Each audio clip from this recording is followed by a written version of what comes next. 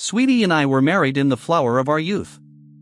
I was a junior at USC and she had already begun her vocation as a nurse, or how I paid for the books in my senior year.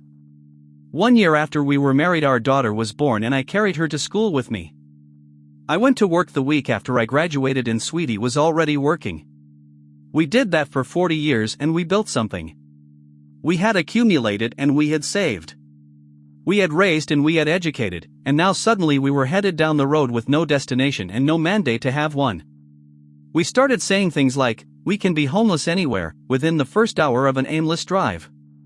Moon is the most comfortable car I've ever owned.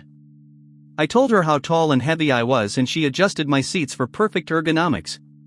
She recognizes I'm coming and fixes the chair for me, which massages at regular intervals. I turned into the captain of the Starship Moon and learned how to monitor her systems. At a gas station, I absent-mindedly thought, 4 corners, yeah, that's the ticket.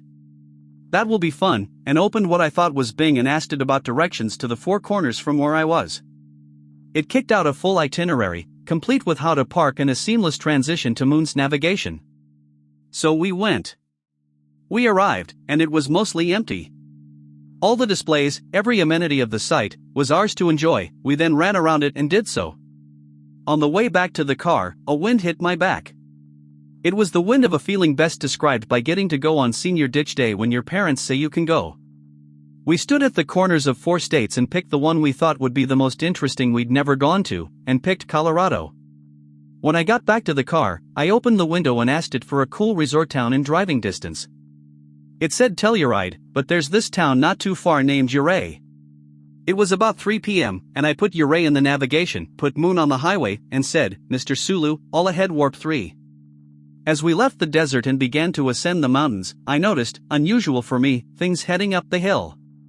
There were these gates that looked like they meant, unless you want a Donner Party experience, you should stop here, but they were open, and it was March, so we drove on into the night.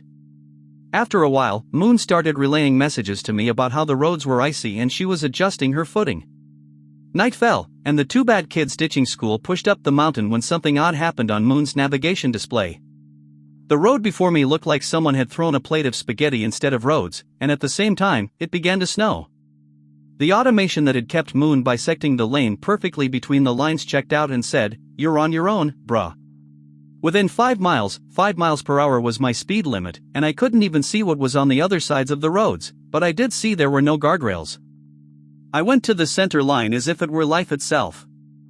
I put Moon directly over it, and as I couldn't see more than about 10 feet, I knew that line wasn't going over the edge. Sweetie said if she smelled nervous, she was getting out. I'm glad she couldn't smell it, but if you had placed a lump of charcoal in my bum, I would have squeezed a diamond for the next few hours as I went through switchbacks that made me question the sanity of the Colorado highway engineers. Moon never wavered, and when big rigs came through, I eventually gathered the nerve and skill to let them by without, I think, too much profanity from their drivers. We went through 2 tunnels and around one last noodle, and there was an alpine village, my navigation telling me to make some lefts and rights that wouldn't lead to an inky abyss, which led to a Best Western Sweetie identified. Taking the bags to the room, I could really hear water moving, and I thought how well I would sleep that night. My substitute clock still runs, and I woke up before the birds organized to tell anyone and walked out my door. I have been to the mountains in Southern California. I used to go skiing in Wrightwood. I have been to Big Bear, I have been to Tahoe, and I was not ready for the real. I could not believe the idyllic, perfect American mountain town I'd fallen in. I ran around the lot of the Best Western, and in all 360 degrees was beauty beyond sublime. It had a brother singing John Denver and Rocky Mountain High. We spent a couple of nights in Ouray. We learned it's Ouray. I learned that road was called the $1 Million Highway and that going down it unknowingly at night in a snowfall is an interesting choice for a dude from Southern California. We dined, we played, and we saw Ouray from one end of it to the other. We walked, it's not that large. I also decided there was no way I was going back the way we came, so we went.